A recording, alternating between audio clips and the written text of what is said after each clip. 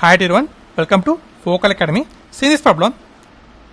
Here how to find current I in the given circuit by using superposition theorem.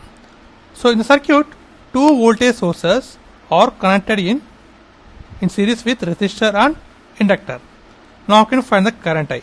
So according to superposition theorem, each source have some contribution. That means this source has some contribution in the current. Let it is I1, and due to the source some contribution of current, that is I2. So according to superposition theorem, the current I equal to I1 plus I2. Now how can you find the current I1 and I2? By using superposition theorem. So whenever if you are finding current I due to any source, at that time open circuit the current sources, other current sources, and short circuit the other voltage sources. Now I am going to find current I1, so which was due to source 1. At the time there is only one voltage source is there. Now short circuit it. After short circuit this source, this is the circuit. Now this is the voltage and resistance is 20 ohms and inductor is 300 ohms. Now convert this into the frequency, that is impedance of resistance is resistance only, so that is here 20 ohms.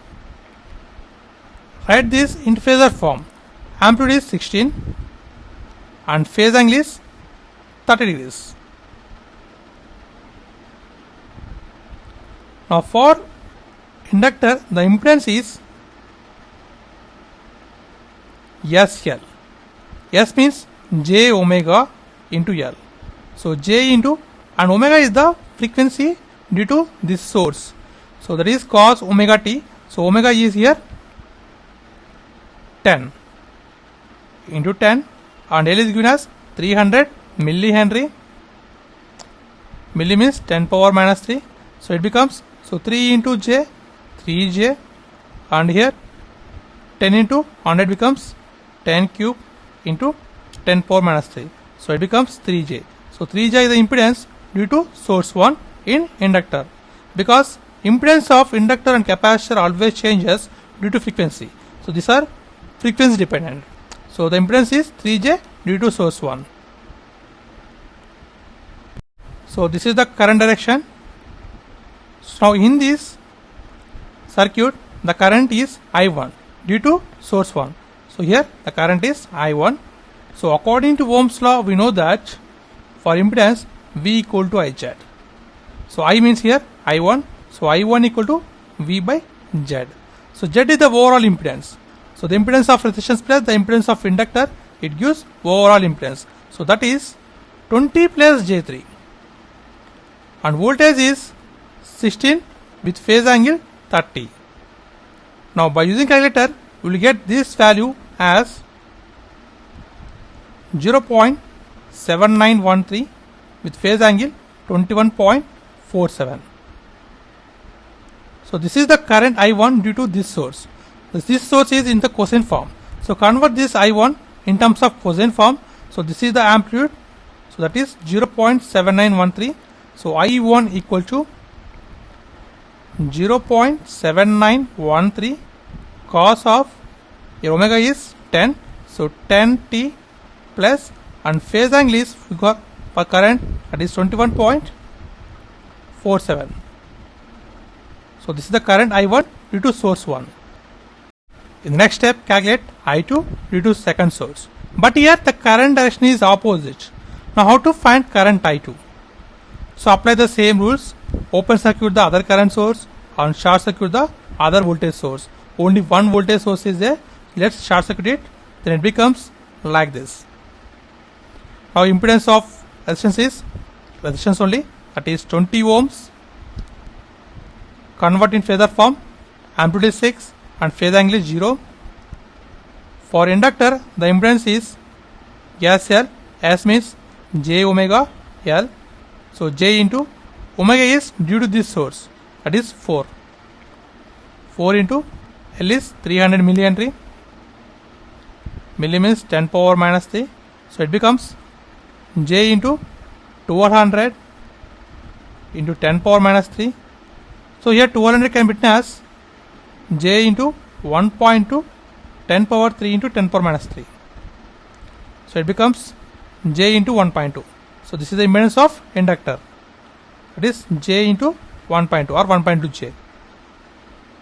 Now in this loop the current is I2 due to second source, but direction is opposite towards this source, that is I2. So generally the current direction is from positive to negative, but here opposite to source. Now apply Ohm's law. Here V equal to IZ, so I equal to V by Z. Here I means I2 due to this source. So voltage is 6 with phase angle 0 upon impedance is overall impedance. Impedance of resistance plus impedance of inductor, that is 20 plus 1.2j.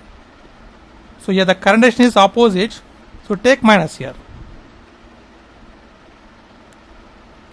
So minus 6 phase angle 0, it becomes 6 phase angle 180 upon, convert this complex sum into phasor form, it becomes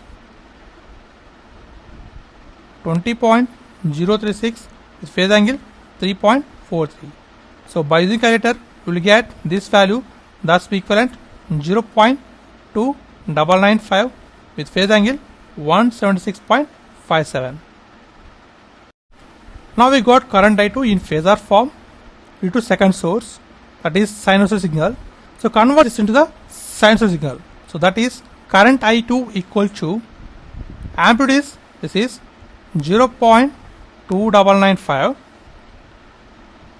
sine of omega 40, omega is 4 here, 40 plus, and phase angle is 176.57. So this is the current signal I2 due to second source. But here we want current I. So current I is nothing but I1 plus I2. Just add these two information, we will get current I equal to, so I am going to write this 791.3 cos of 10t plus 47 degrees, and this amplitude can be written as 299.5 sine of 40 plus 176.57. So let's observe carefully here. Just I am taking into point for writing into units as milliamperes. So just I am taking milli outside. So this is the total current in the given circuit due to these two sources, and this is the process of simplification by using superposition theorem. And thanks for watching. Please subscribe, like, share. Thanks.